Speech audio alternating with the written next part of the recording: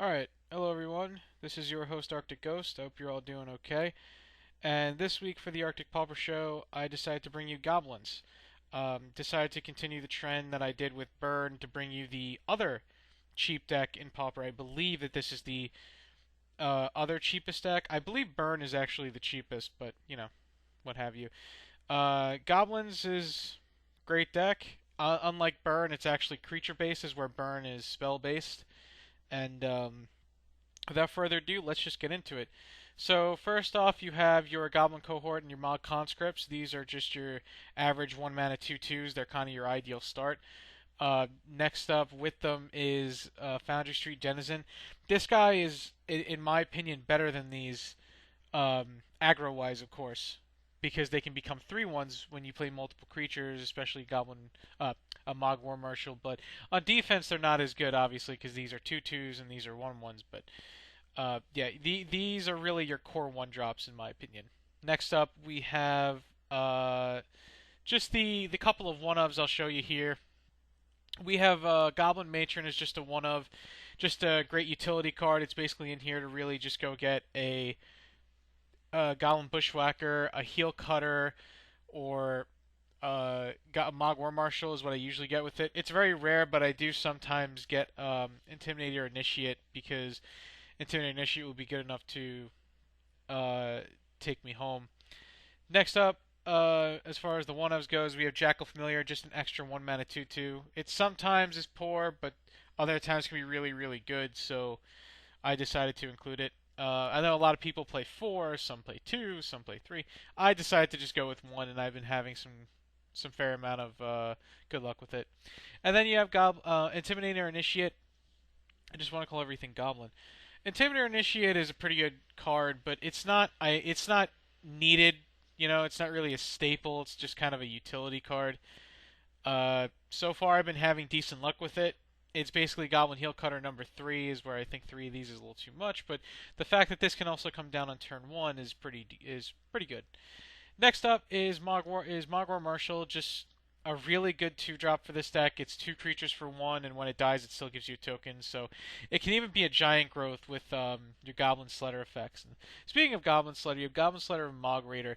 These guys are really, really good because they help you with your combat math, and they can also make cards like Crypt Rats or Electrickery and the like just very, very bad for your opponent. So I always suggest having at least 4 of one of them, and so far I'm going with 2 of the other, and the reason for that is by themselves they're not very good. You really don't want to draw so many of these together because they're only 1/1s. You really want to max out your chances of drawing your 2/2 creatures, so I'm only going with 2. Plenty of people play 4, and I don't fault them for that. I like 2, so that's just me. Then next up you have your removal spell on a stick, which is Sparksmith. If you play it in the mirror, you're going to be very upset about it, but usually it's a pretty good card. I've had some pretty good success with it, and I'm moderately happy to have it. I keep going between 2 and 3, but I think 3 is the correct number because you do want to see it early.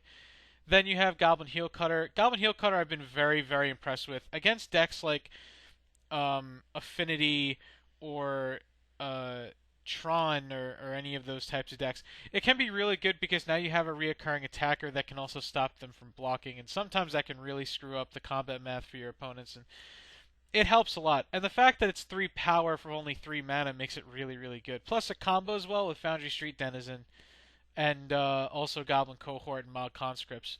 So I like it a lot.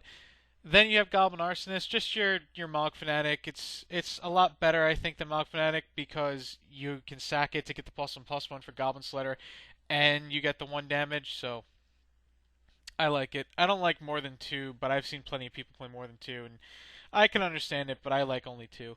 And then you have probably the best creature in the deck. You have Goblin Bushwhacker. Just he's your big finisher. Just play a bunch of dudes, slap this baby down with kicker, and just reach the goal line.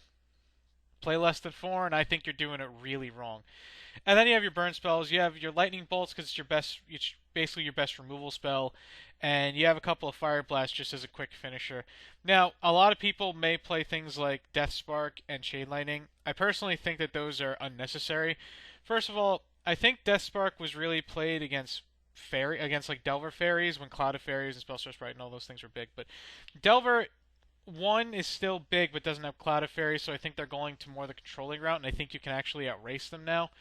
Number two, it's not very impressive against really anything. As where, normally I'd be playing 2 Deathspark, I'm playing 2 Goblin Heel Cutter now. And then, where I'd be playing a couple Chain Langs as extra burn, I'm playing my utility 1-ofs. And I think that's better, so that's just my opinion. So we go on to the sideboard, and you see we have Flame Slash as our big removal spell against a bunch of decks. This comes in against almost everything. Obviously Tron and stuff it doesn't come in against, but it's really good.